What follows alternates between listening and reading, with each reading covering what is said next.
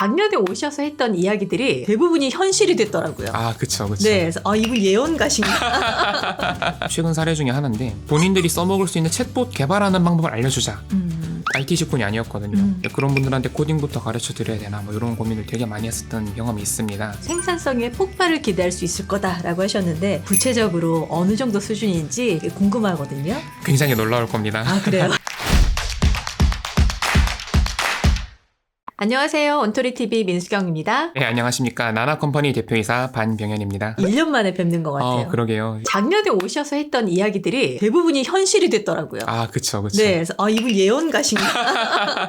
어떻게 바뀌었죠 지금? 작년에 뭐 많은 분들이 이렇게 고민하셨죠. 신제품들이 너무 많이 쏟아지고 있는데 이걸 내가 다 알아야 되느냐? 아니면 우리 회사 직원들한테 새로 출시된 AI를 하나하나 써보도록 시켜야 되느냐? 뭐 이런 고민하셨는데 제가 그때 별로 그럴 필요 없을 것 같다 말씀을 드렸는데요. 네. 실제로 지금 보면은 갑자기 출시했던 제품이 한 달 뒤에 사라지거나 하는 경우도 엄청나게 많았고 대부분의 일 잘한다는 분들이 쓰고 계신 인공지능들이 빅테크 기업들 대기업 제품으로 균일화되고 있는 상황인 것 같습니다. 네. 큰 회사, 잘 나가는 회사, 유명한 AI를 많이 써보시는 것만으로도 업무에 확연하기에는 충분했다 이렇게 생각되네요. 그리고 AI가 도입돼서 사람처럼 일을 하기 수행하기 되게 좋은 분야들에 대한 이야기도 했었는데 실제로 그런 분야들에서 일자리 수요가 크게 감소하거나 혹은 좀 재밌는 새로운 현상들이 많이 생겨났어요. 영상을 보시는 분들도 뭐 IT라던가 특정 직군의 채용 규모가 대규모로 축소되는 거는 다들 알고 계실 거고 최근에 제가 겪었던 정말 신기한 사례는 기아자동차라던가 이런 부품 만드는 회사 같이 생산직 이게 물건을 실제로 만들고 몸을 쓰는 일인데 채용 절차에 AI 활용 능력을 전형에 집어넣는 기업들이 많이 늘었습니다. 그래서 인터넷에 후기를 보니까 네. 기아자동차를 합격했는데 뭐 AI 시험을 내가 잘 쳤고 못 쳤고 이런 후기를 쉽게 찾아볼 수 있었어요. 25년에 이미 AI랑 관련이 굉장히 멀어 보이는 직종에서조차도 AI를 잘 쓰는 직원을 원하고 있고 그런 변화가 감지되고 있습니다. 그래서 26년에는 원래 있었던 변화보다 훨씬 더 커다란 변화가 무조건 생길 것 같고 그 과정에서 저희가 성장통이라고 부를 만한 많은 현상들도 같이 수반될 것 같아요. 아무래도 24년, 25년을 거치면서 변화가 느릴 수밖에 없었던 게 기업 입장에서는 좀 관성을 버릴 수 없는 영역이 있습니다. 그렇죠. 예를 들면 보안이라던가 챗GPT를 사용하면 회사 내의 모든 정보가 두 개 국가로 유출이 되거든요. 일본과 미국으로 유출이 되는데 이게 회사 입장에서 리스크예요. 사내에서 직원이 회사에서 만든 기술을 자발적으로 해외 유출하는 행위다 보니까 그래서 기업들의 AI 도입률이 중국에선 70%, 미국에선 50% 도달하는 동안에 우리나라 기업들은 5%, 제조업 기준 3%에 머물렀었는데 그 관성이 무너지기 시작하고 전환을 직접적으로 시작하게 된 게 25년 하반기부터로 보입니다. 점점 가속이 붙어서 26년 상반기부터는 점점 더 빠른 속도로 AI 전환이라던가 어떤 직원들에게 AI 역량을 요구하는 규모가 커질 것 같다라고 보고 있죠. 그럼 이제 기업의 AI 분야, 그 HRD 수요는 어떻게 바뀔 것 같으세요? 알파고 직후에는 기업에서 어떤 AI라던가 IT 분야에 관해서 직원들을 교육한다 그러면은 주로 업무 자동화 쪽에 많이 시간을 썼던 것 같아요. 네. 매크로를 만든다거나 직원들한테 파이썬을 가르쳐달라 이런 수요가 대기업 위주로 많이 있었던 것 같고 2020년도쯤 됐을 때는 이제 본격적으로 RPA 툴 같은 게 많이 출시가 됐죠. RPA만 전문으로 하는 어떤 기업들도 많이 생겨났고 그 회사 툴들을 얼마나 잘 쓸 수 있느냐를 이제 많이 봤던 것 같습니다. 근데 23년도에는 챗GPT가 출시되고 너무 유명해지다 보니까 챗GPT를 가르치긴 가르쳐야겠는데 그 교육을 기획하시는 분들도 이게 뭔지 좀 아리까리한 그런 상황이었고 그래서 챗GPT가 어떤 도구고 어떤 잠재력이 있어서 미래 업무 환경이 어떻게 바뀔 것이다에 대한 트렌드나 전망 쪽으로 많이 관심을 가지셨던 것 같아요. 반면에 불과 1년 사이에 24년도부터 조금씩 수요가 구체화되기 시작하더니 24년도에는 챗GPT를 직원들이 당장 업무에 써먹는 방법에 대해서 요청을 하는 경우가 되게 많았던 것 같습니다. 그래서 24년도에는 조금 트렌드가 빠른 기업 같은 경우는 프롬프트 엔지니어링이라던가 그런 키워드로 좀 구체적으로 체계적으로 직원들이 AI를 쓰는 방법을 교육하려는 수요가 싹트기 시작했던 것 같고요. 그리고 25년 들어서는 수요가 훨씬 더 다각화되었습니다. 특히 대기업 위주로 교육을 기획하시는 HR 담당자분들께서 굉장히 좁고 명확한 수요를 갖고 교육 기획을 출발하시는 경우가 많았던 것 같아요. 직원들 중에서 기획 보고서를 작성하는 담당 부서 사람들이 있는데 인원들을 대상으로 어떻게 하면 조금 더 효과적인 기획 보고서 작성에 AI 활용을 할 수 있느냐 혹은 뭐 마케팅 담당 부서 직원들이 쓰기 좋은 AI 활용법을 알려달라라는 식으로 교육을 수강하실 분들의 직군도 전 사원보다는 특정 업무 보시는 분들만 모아서 수강하신 경우가 많아진 것 같고 그래서 특정 업무 하나만을 위한 전일제 교육이 개설되거나 혹은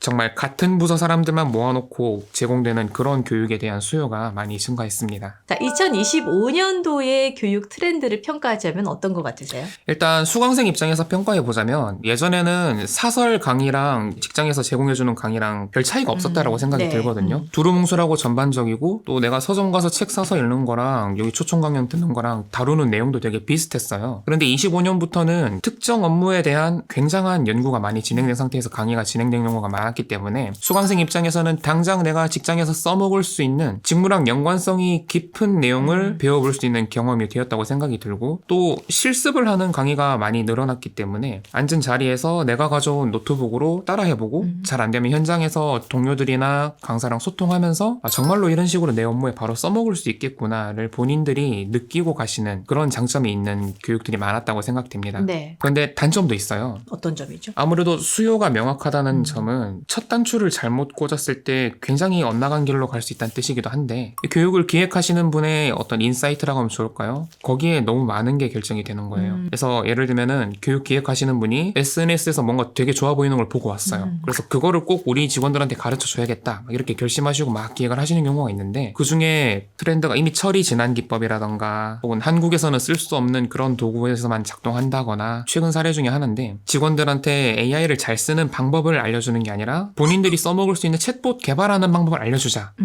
IT 직군이 아니었거든요. 그런 분들한테 코딩부터 가르쳐 드려야 되나 뭐 이런 고민을 되게 많이 했었던 경험이 있습니다. 굉장히 수요 디파인을 잘 하고 출발하는 건 좋은데 과연 그 수요에서 출발해서 도달할 수 있는 목적지가 우리 조직, 우리 기관, 우리 직원들한테 도움이 될 수 있는 방향인지에 대한 고민이 더 많은 비중을 두고 진행돼야 되는 게 아닌가. 그래서 아마 많은 조직들이 작년이라던가 재작년 비해서 25년 들어서 AI 교육에 대한 시간과 예산을 많이 늘렸을 텐데 기획하신 담당자 역량에 따라서 교육의 성과는 굉장히 크게 차이가 났을 것으로 생각됩니다. 여기 보시는 분들도 다들 이름만 들으면 아실만한 큰 회사들 같은 경우는 교육이 시작되기 전에 담당자 그리고 실무자들과 미팅하는 시간을 실제 교육 시간보다 길게 가져가는 경우도 있었습니다. 저도 그런 방향이 좋다고 생각이 들어요. 뭐 전문가 섭외에서 끝나는 게 아니라 의견 교류를 해보면서 전문가랑 실무자가 전부 다 공감할 만한 방향을 찾아두고 교육 기획을 조금씩 구체화해 나간다면 모든 분들이 만족할 수 있는 좋은 성과를 낼 수 있지 않을까. 그러니까 방금 말씀하셨던 것처럼 이제 교육 담당자가 본인이 알고 있는 어떤 범위 안에서만 움직이게 되면 더 전문가가 사실은 그 틀에 끼워 맞춰야 되는 교육이 될 수도 있잖아요. 맞아요. 이제 그렇게 되면 이게 좀 아쉬운 교육이 될 수도 있기 때문에 첫 단추부터 탄탄하게 상의하면서 교육을 설계하는 게 좋지 않을까. 대표님 같은 전문가 분들께서 좀 도와주시면 많이 좋지 않을까 생각이 같이 듭니다. 가요. 네, 좋습니다. 자, 26년도에는 어떤 방향으로 이 교육이 흘러갈 것 같으세요? AI의 어떤 트렌드가? 일단 AI 산업 자체가 큰 변화가 있었는데 혹시 1.58비트 양자화라고 들어보셨습니까? 아니요.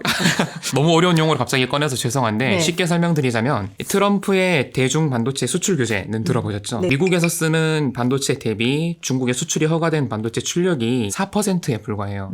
25배 느린 반도체로 AI를 만들어야 되는 상황이었는데 이거를 해결하기 위해서 중국 엔지니어들이 연구를 하다가 딥시크라는 인공지능을 개발을 했죠. 딥시크에 들어간 핵심 기술이 양자화 기술인데 그 마이크로소프트에서 처음 개발한 기술이고요. 그걸 중국인들이 좀 실용화를 하는데 성공을 해서 AI 개발에 들어가는 반도체 수요가 거의 90% 이상 줄어드는 효과가 있었습니다. 그게 25년도 상반기에 있었던 일이고요. 그리고 그 이후에 반도체를 줄여나가는 기법들 그리고 이미 반도체를 기업들이 많이 확보한 상황들이 겹쳐지면서 반도체 품귀 현상이 조금씩 해소되는 그런 트렌드가 있었어요. 물론 빅테크들의 경쟁에서는 그렇지 않았지만 중소기업이라든가 중견기업 이하 규모의 기업에서는 GPU 반도체에 대한 부담을 조금 덜면서 많은 애플리케이션 개발이 가능해졌죠. 그러다 보니 많은 조직들이 이런 생성형 AI를 자사 어떤 시스템이나 서버에 구축을 해두고 우리 회사 직원들만 맘 놓고 쓸 수 있는 인트라넷에서만 돌아가는 보안이 완벽한 그런 AI를 도입하는 사례들이 늘고 있습니다. 어떻게 보면 사내 AI인 거네요. 그렇죠. 사내 망에서만 쓸 수 있고요. 우리 회사 직원들이 뭐 대회비를 올려도 어차피 사내 서버에서만 돌아가니까 외부로 유출되지 않는 그런 효율적인 AI들이 많이 도입이 되는 상황이고 일부 대기업은 물론이고 심지어 공기업에서조차 이걸 도입한 사례가 생겼습니다. 지금 많은 보수적인 조직들까지도 이런 AI를 도입하기 위해서 움직이고 있어요. 근데 비용이 예전 대비 거의 10분의 1, 20분의 1 이렇게 줄어들었기 때문에 가능한 일이고요. 결국에는 모든 기업들이 사내용 AI를 구축한 상황에서 업무를 보는 형태로 흘러갈 텐데 그때가 되면은 지금처럼 뭐 검색을 잘하거나 질문을 잘하는 것으로 AI를 잘 쓰는 게 아니라 마치 갓 들어온 신입사원을 교육하는 것처럼 AI가 보고 따라할 수 있는 매뉴얼이라던가 관연도 작업 자료 같은 걸 보여주면서 AI를 활용한 형태로 좀 활용 트렌드가 변경될 것 같습니다. 예를 들면 지금 GPT한테 중요 작업을 시키면은 많은 분들이 실망하시는 이유가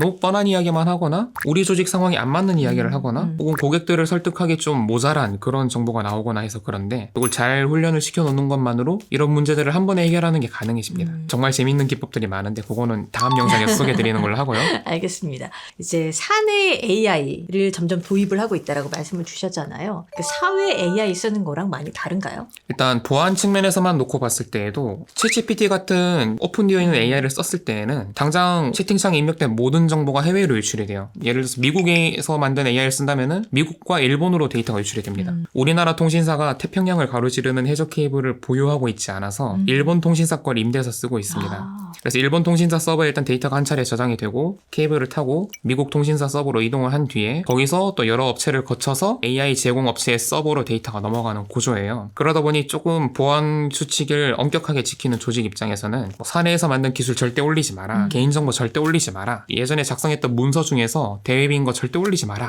이런 식으로 깐깐하게 규정을 정해놓는 경우가 많았습니다. 반면에 사내용 AI는 일단 회사 네트워크 안에서만 정보가 돌아가는 거다 보니까 정보 유출 걱정이 없습니다. 사내용 AI 정보가 유출됐다는 말은 해킹 공격을 통해서 우리 회사 인트라넷이 해킹을 당했다는 뜻인데 그런 상황이 벌어졌으면은 AI를 쓰지 않아도 개인적으로 갖고 있는 데이터도 다 위험에 처했다는 게 똑같거든요. 그러다 보니 사내용 AI가 도입이 되었을 때 훨씬 더 조직원들이 적극적으로 다양한 자료를 업로드하거나 예전에 작성되었던 중요 자료를 AI한테 보여주면서 고등 작업을 시킬 수 있습니다. 이걸 RAG라고 하는 기법들이 있는데 일종의 컨닝 페이퍼를 보여주는 기법 중에 하나예요. 이걸 응용해서 AI가 업무 상황에서 참고할 수 있는 컨닝 페이퍼를 사용자가 직접 큐레이션해서 보여주는 이런 행위를 하기가 훨씬 더 좋아진다는 거죠. 그래서 보통 RAG라는 기법을 쓸 때 업체에서는 예를 들면은 대표님이나 제가 질문을 하면은 그거를 인터넷에 검색을 해보고 인터넷 검색 결과를 잘 요약해서 컨닝 페이퍼를 만든 뒤에 GPT 같은 AI가 이 컨닝 페이퍼를 보고 자기가 처음부터 알던 정보인 것처럼 이렇게 막 유창하게 설명하는 이런 용도로 사용이 되는데 이걸 우리가 프로세스를 흉내내서 검색 엔진을 통해서 정보를 가져오는 게 아니라 내가 갖고 있는 정보 혹은 나의 전임자가 했던 업무 기록, 우리 기관에서 과거에 발송했던 공문 자료,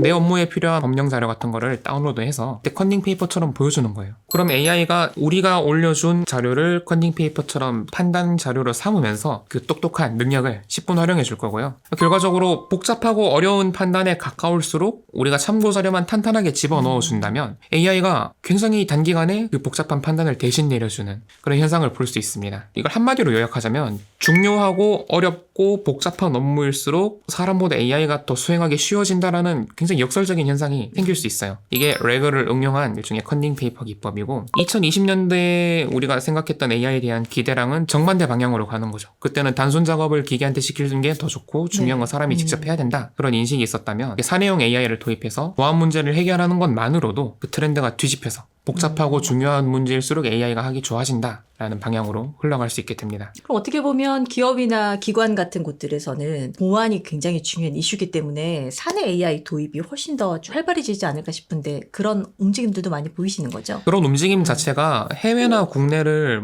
비롯해서 거의 많은 조직에서 일어나고 있고요. 그 중심에는 딥시크에서 출발한 어떤 비용 절감 경쟁이 또 들어 있습니다. 올라마 같은 툴이 있는데 요거를 설치해서 클릭 몇 번만 하면은 마치 초등학생들이 PC에 마인크래프트 서버 깔아서 놀듯이 동료들이 접속해서 쓸 수 있는 인트라넷 GPT를 1시간 만에 설치하는 것도 가능해요. 그 인공지능을 또 딥시크를 집어넣을 것인지 GPT를 집어넣을 것인지 라마를 집어넣을 것인지 이런 것도 그 PC 세팅하는 사람이 마음대로 클릭만으로 결정할 수 있고요. 심지어 GPU가 달려있지 않은 정말 사무용 컴퓨터에서도 돌아갑니다. 이런 변화들이 많이 누적이 되었기 때문에 정말 저렴한 가격에 많은 조직들이 사내용 AI를 도입할 가능성이 높아졌고 이미 도입하는데 성공한 기업들을 대상으로 하는 교육 수요가 26년부터 조금씩 늘어날 것으로 예상을 하고 하고 있습니다. 방금 말씀하셨던 것처럼 이제 생산성의 폭발을 기대할 수 있을 거다라고 하셨는데 구체적으로 어느 정도 수준인지 궁금하거든요. 굉장히 놀라울 겁니다. 아, 그래요? 이게 참 놀랍기도 하지만 한편에서는 또 우려도 많을 것 같아요. 어쨌든 우리의 삶과 너무나 밀접하게 있기 때문에 그쵸. 26년도에는 어느 정도의 폭발을 할지 저희가 다음 영상에서 한번 이야기를 나눠보도록 하겠습니다.